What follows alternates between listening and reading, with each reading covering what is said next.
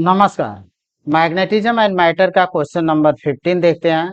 तो question number 15 है, ए 60 bar magnet of magnetic moment 5.25 into 10⁻² joule पर Tesla is placed with its axis perpendicular to the earth field direction.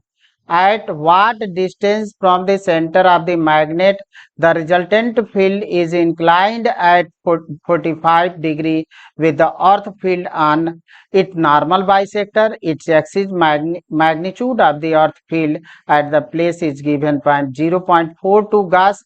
Ignore the length of the magnet in comparison to the distances involved.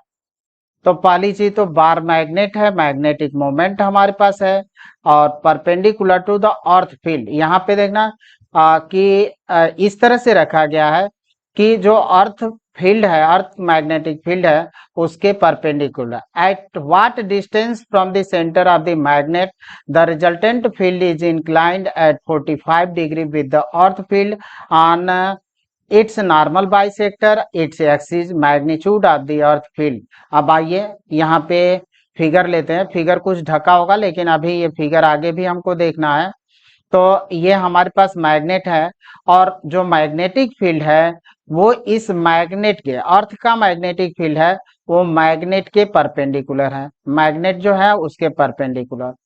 और इसका जो normal bisector पर magnetic field होती है, mid point से R1 distance या distance जो भी आप सपोज करें, वो नॉर्थ टू साउथ, यानी नॉर्थ टू साउथ, इसको हम मान लेते हैं B1 है। तो रिजल्टेंट मैग्नेटिक फील्ड इन दोनों का 45 डिग्री पर फ्रॉम अर्थ मैग्नेटिक फील्ड के डायरेक्शन से 45। तो अब इस B1 को, एक वेक्टर है मैग्नेटिक फील्ड, तो वेक्टर को पैरेलल शिफ्टिंग करते हैं। तो पैरेलल शिफ्टिंग करके हम यहाँ पे लगा दें तो ये हमारा B1 यहाँ पे हो गया। अब हमारे पास एक ट्रायंगल बन गया इस जगह पर, ट्रायंगल PBBE में ये एंगल थीटा 45 डिग्री है। तो यहाँ पे जो tan थीटा होता है परपेंडिकुलर अपॉन बेस, तो परपेंडिकुलर हमारा B1 होगा और बेस हमारा BE होगा। तो ये कॉन्सेप्ट लेते हैं। अब यहाँ पे सोल्यूशन है हमारा, let B1 be the magnetic field of the magnet at its bisector, normal bisector पर।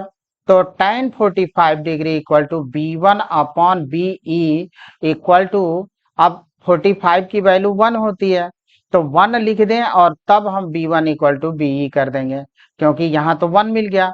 B1 अब यहाँ से ऐसे लिख लें, B1 upon BE equal to 1। तो B1 जो हमको मिला वो मिला BE के बराबर। यानी ये जो मैग्नेटिक फील्ड है BE है और ये किस पर है, नॉर्मल बाइसेक्टर पर। तो इसका मैग्नेटिक फील्ड हम लोग को जानते हैं। अब ये फिगर यहाँ पे क्लियर हो गया।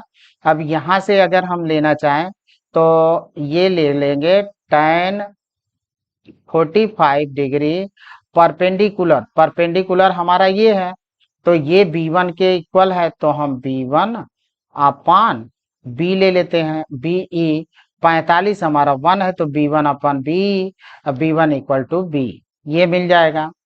अब B नॉर्मल बाइसेक्टर पर मैग्नेटिक फील्ड होता है μ0 upon 4 pi m upon r पर क्यूब, और ये होता है B, ये किसके इक्वल है, ये इसके इक्वल है। देखिए ये हम लोगों का इक्वल है BE के। अब R को कैलकुलेट करना है तो हम कैलकुलेट कर सकते हैं 0.42, क्योंकि मैग्नेटिक फील्ड है इसका, जो अर्थ मैग्नेटिक फील्ड है 0.42 गास, तो हमने रखा 0.42 into 10⁻⁴ Tesla, μ0 upon 4 pi m upon R1 cube. अब इसको हमको कैलकुलेट करना है तो ये टर्म्स हम यहाँ पे R1 की जगह पर लाएंगे, R1 को इधर कर देते हैं। तो ये सबकी वैल्यू μ0 अपॉन 4 पाई की वैल्यू होती है 10⁻⁷, m की वैल्यू है 5.25 इंटू 10⁻², R1 हमको कैलकुलेट करना है तो R1 cube equal to 10⁻⁷, 5.25 10 into 10⁻² upon 0.42 into 10⁻⁴। अभी इसको सॉल्व करेंगे तो हमको 52.2 2/0.42 इंटू 10⁶। अब ये इधर लाएंगे तो 1/2 होगा, तो इतना हमको मिला 1/3 इंटू, और इस पर भी 1/3 होगा, तो 1/3, तो 3 ये 2 बार में कैंसिल आउट होगा। तो इसी बात को हम लिख सकते हैं, इसकी वैल्यू होती है 125 को हम लिख सकते हैं 1/3, और ये मिल जाएगा 5 इंटू 10⁻² मीटर, और इसको हटा दें तो सेंटीमीटर में लिख सकते हैं। तो हम R1 हमको मिला 5 सेंटीमीटर, यानी ये जो वैल्यू होगी 5 सेंटीमीटर। अब सेकंड पार्ट लेते हैं, और सेकंड है एक्सिस पर। Let B2 be the magnetic field of magnet at it axis then. अब एक्सिस यहाँ पे ये एक मैग्नेट ले लेते हैं हम, और इस मैग्नेट के एक्सिस पर अब फाइंड करना है। तो एक्सिस की बात आती है, तो ये एक्सिस है, और एक्सिस यहाँ पे जो मैग्नेट है ये साउथ पोल ले लेते हैं, और ये हम नॉर्थ पोल लेते हैं। तो साउथ टू नॉर्थ ये फील्ड हो गया B2 मान लेते हैं, और मैग्नेटिक फील्ड ऑफ अर्थ, अर्थ की मैग्नेटिक फील्ड है वो इसके परपेंडिकुलर है, और रिजल्टेंट मैग्नेटिक फील्ड जो हुआ वो ये हो गया रिजल्टेंट मैग्नेटिक फील्ड, और इसको हम नाम दे देते हैं B।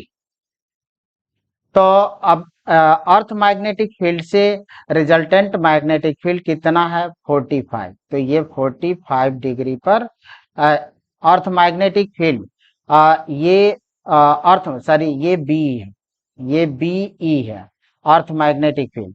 तो यहाँ एंगल नहीं है, ये एंगल हमारा यहाँ पे है, इसको हम इरेज कर देते हैं, ये एंगल नहीं है, यहाँ पे 45 डिग्री। ठीक है, अब ये B2 को हम रिप्लेस करें तो B2 वेक्टर की शिफ्टिंग कर ले पैरेलल, तो कोई चेंजिंग नहीं होता, तो B2 हमारा ये हो गया। अब B2 हो गया परपेंडिकुलर, BE हो गया बेस, तो फिर वही फार्मूला हम इस्तेमाल करते हैं, tan 45 इक्वल टू B2/B, तो B2 हमको मिल गया BE के बराबर। और एक्सिस पर है, तो एक्सिस पर मैग्नेटिक फील्ड हम लोग जानते हैं μ0/4 2m/r पर क्यूब। अब यहाँ से 0.42 इंटू 10⁻⁴, और इसकी अब वैल्यू रखते हैं, इसकी वैल्यू रखते हैं, R2 हमको कैलकुलेट करना है, तो R2 को हम यहाँ लाएंगे और इसको इस जगह पर लाएंगे। तो आइए ये करते हैं 10⁻⁷ 2 इंटू 5 इंटू 2 5 इंटू 10⁻²/R2 पर क्यूब। अब ये चीज अगर R2 देखते हैं तो ये हमको मिला इस तरह से। अब सिंप्लीफाई करें तो हमको मिला 2 इंटू 5 इंटू 2 5 इंटू 10⁻², 0.42 इंटू 10⁻⁴। अब सिंप्लीफाई कर लेते हैं, तो अब देखें कि इसको जब हम सॉल्व करते हैं तो 125, और 125 का 5 आ जाता है। अब 2 पर 1/3, और 2 पर 1/3 की वैल्यू होती है 1.26, बस इतनी बात लिखना है। तो जो पहला रिजल्ट आया था उसमें थोड़ा सा चेंजिंग होगा, और ये मल्टीप्लाई कर लेते हैं तो हमको मिलेगा R2 6.3 इंटू 10⁻² मीटर, इसी को हम लिख सकते हैं 6.3 सेंटीमीटर। Thank you student.